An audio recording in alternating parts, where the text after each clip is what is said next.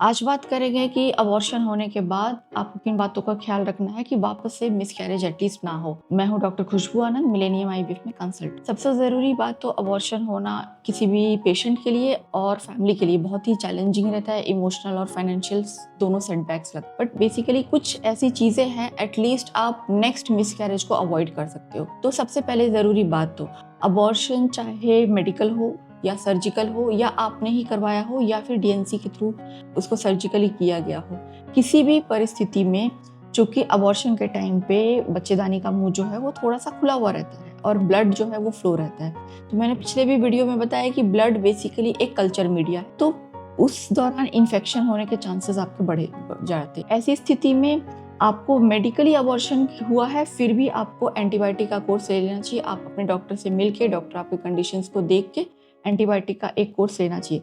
हालांकि अगर literature wise या फिर वेस्टर्न वर्ल्ड से हम कंपेयर करें तो वहाँ पे मेडिकल अबॉर्शंस के बाद एंटीबायोटिक नहीं देते हैं, बट उनकी कंडीशंस और हम लोगों के कंडीशंस में अंतर है।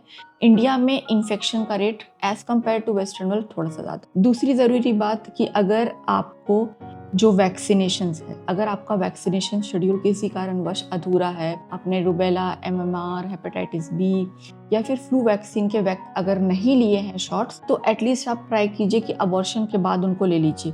इनफैक्ट अगर किसी को चिकन पॉक्स भी नहीं हुआ है तो चिकन पॉक्स का वैक्सीन भी आप ले सकते हो, क्योंकि ड्यूरिंग प्रेगनेंसी हम ये सारे वैक्सीन आप नहीं ले पाते हैं। उसके अलावा अगर ब्लड ग्रुप नेगेटिव है और अगर आपके हस्बैंड का ब्लड ग्रुप पॉजिटिव है तो आपको एंटी-डी का इंजेक्शन ले लेना चाहिए। उसके लिए आप अपने डॉक्टर से कंसल्ट करो। उनमें कुछ कंडीशंस होती है। जनरली मेडिकल अबॉर्शन में एंटी-डी नहीं देते हैं, बट अगर सर्जिकली अबॉर्शन किया गया है तो आपको एंटी-डी का कोर्स ले लेना चाहिए, क्योंकि ये आपको नेक्स्ट प्रेगनेंसी में पॉजिटिव नेगेटिव ब्लड ग्रुप से होने वाले जो खतरे होते हैं, जो बेबी में कॉम्प्लिकेशंस हो सकते हैं, उनसे आपको ये बचाएगा। उसके अलावा जो स्पेशल ध्यान रखने वाली बात है कि आपका थायराइड प्रोफाइल, आपका शुगर प्रोफाइल, आपके पिछले 3 महीने के शुगर रिकॉर्ड्स, HbA1c, ये सारी चीज़ें जो है इन्वेस्टिगेशन, आपका एंडोक्राइन प्रोफाइल एक बार आप टेस्ट करा लो, क्योंकि उनका डिसबैलेंस होने की वजह से भी अबॉर्शन हो सकता है। तो एटलीस्ट नेक्स्ट टाइम इन कारणों को आप अवॉइड कर सकते हैं। और सबसे इम्पोर्टेंट चीज़, अगर आपको एक बार या 2 बार मिसकैरेज हो रहा है तो आप एक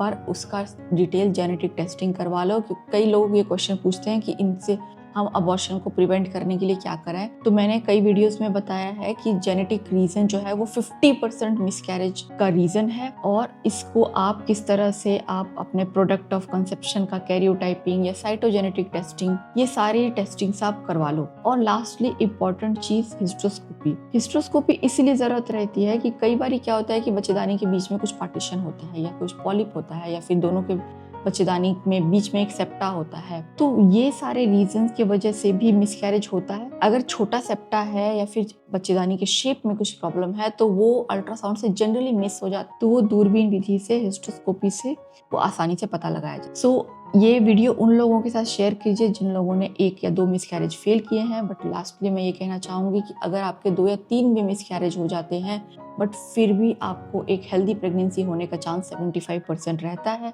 तो आप स्ट्रेस नहीं ले और इमोशनली अपने आप को स्ट्रांग रखें। नेक्स्ट टाइम आपको बेबी ज़रूर होगी।